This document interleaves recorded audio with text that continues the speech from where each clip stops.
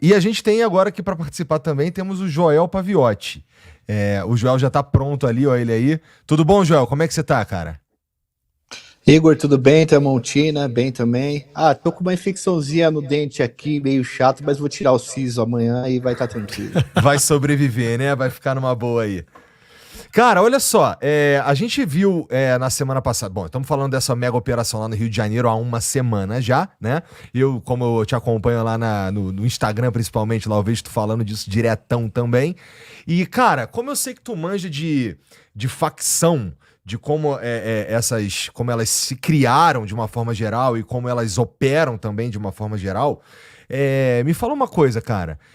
Existe. Você acha que essa operação, ela de fato causa um impacto, causa um prejuízo para valer no caso, no Comando Vermelho? Será que hoje as coisas já não estão postas de volta no lugar? Assim, inclusive, se quiser comentar sobre os bandidos que foram encontrados de outros estados também, pode comentar. Tá, vamos lá então. O Comando Vermelho hoje ele é uma empresa multinacional, tá? Com franquias em praticamente todos os estados da federação. Só não em São Paulo, que agora já tem uma investigação de que está entrando aqui também na Rota Caipira, e no Rio Grande do Sul, que ainda nem o PCC nem o Comando Vermelho conseguiram penetrar lá, por uma questão territorial muito antiga também. Essa operação, ela foi uma operação. Às vezes as pessoas se comunicam errado na internet, tá tudo muito inflamado. Do ponto de vista do que era essa operação, ela não deu certo, porque era uma operação para cumprir 100 mandados judiciais da 12ª Vara do Rio de Janeiro, e não se cumpriu essas 100 prisões, e a maioria das pessoas que morreram não estavam nisso. Mas do ponto de vista de dar um baque no Comando Vermelho, foi uma perda humana de mão de obra barata para o Comando Vermelho, gigantesca sim. Só que isso evidencia o quanto que a gente tem que avançar numa política colaborativa. Porque não adianta o Cláudio Castro entrar lá com as tropas policiais, que também os policiais, estão conversando com eles, já estão cansados disso, de todo esse combate, toda essa loucura, sabe? Guerra, tiro, e depois você não tem uma ocupação daquele espaço. Porque aquilo continua sendo o quartel-general do Comando Vermelho, tá? Tanto a PE quanto o Alemão. Esses caras estão lá ainda. Já faz alguns anos que o Comando Vermelho ele tem dado refúgio e treinamento para pessoas do Comando Vermelho de outras regiões, principalmente na Rocinha e na Penha e no Complexo do Alemão.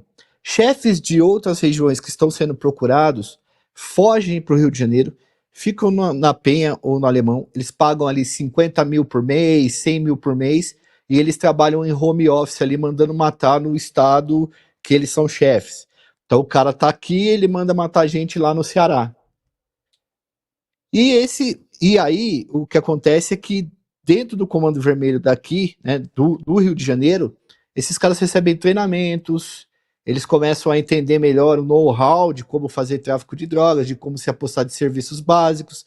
Então é uma forma, é um reduto de refúgio e formação de criminosos para o resto do país. É uma coisa que precisa ser tirada essas pessoas de lá realmente para conseguir desarticular. Mas sem um trabalho cooperativo, Igor, não adianta. Tem que ser município, estado e federação, senão não vai dar jeito nisso. Valeu, Joel. Joel, todo mundo lembra, várias pessoas lembram a operação que foi realizada recentemente em São Paulo para atingir o PCC, que foi uma operação com base na inteligência e voltada para achar o caminho do dinheiro. E no caminho do dinheiro se descobriu que a lavagem do dinheiro passava por fintechs, as fintechs desaguavam em bancos, em grandes corretoras, e isso mexeu inclusive com o sistema financeiro de São Paulo. E até o que se sabe, o PCC foi duramente atingido com as ações adotadas. Então eu queria saber de você duas coisas. Uma, se você concorda, então saindo agora do Comando Vermelho e chegando no PCC, que essa operação realmente teve um efeito grande em mexer no sistema financeiro do PCC. A segunda coisa é da necessidade ou não de se fazer operações casadas que tenham não só uma ação física, como essa que ocorreu no Rio de Janeiro, mas também uma operação econômica para cortar o caminho do dinheiro, por onde o dinheiro trafega sem dificuldade e por onde o dinheiro é esquentado. Tá. Tramontina, foram duas magnitudes totalmente diferentes, né? Essa operação do Rio de Janeiro foi uma operação específica numa localidade e que nem era uma operação para desarticulação do Comando Vermelho, era uma operação para cumprir mandados de prisão, que obviamente, se cumprisse o do DOCA, que era chefe, ajudaria a desarticular uma parte do Comando Vermelho, e se desenrolou nessa troca de tiros, porque realmente, quando tem centenas de homens armados de fuzil resistindo, vai ter morte. Não dá para negar isso daí também, negar essa realidade é um absurdo. Mas no caso do PCC, é o que tem que ser feito, cara, porque foi uma colaboração entre Polícia Federal, polícias estaduais e até guardas municipais, cara. Veja, 12 estados colaboraram, não só para rastrear dinheiro, mas para prender ladrão também. Foi preso o ladrão pobre e foi preso o cara que estava lá em cima. Você simplesmente desarticulou uma rede de 1.300... Você desarticulou uma cadeia produtiva do setor sucro-alcooleiro. Você meteu o pé na porta da Faria Lima, que é uma coisa que acontece pouquíssimas vezes aqui no Brasil. Mas foi uma cooperação entre Polícia Federal, polícias estaduais, GAECOS, que envolveu mais de 1.000 policiais agindo ao mesmo tempo. Então, como a gente não tem essa capacidade de articulação, você vai invadir os morros, as favelas, vai morrer gente? Eventualmente vai morrer gente, porque o poder armado é gigantesco. Mas quanto mais você sufocar, menos você tem de perda humana, de problema para a comunidade, para as favelas e etc. Então, precisa ter esse trabalho. Eu estava conversando com um amigo meu, ele é antigo estrategista do BOP, e ele me falou uma coisa interessante sobre essa operação. Ele falou: Joel, quando você vai invadir um lugar como o Complexo do Alemão, o Complexo da Penha, você precisa de cooperação federal. Por quê? Porque você precisa de um monte de tanque blindado, gente. Você precisa causar um espetáculo de força do Estado, para que o cara que está do outro lado com a arma, com o fuzil, ele perca a vontade de lutar.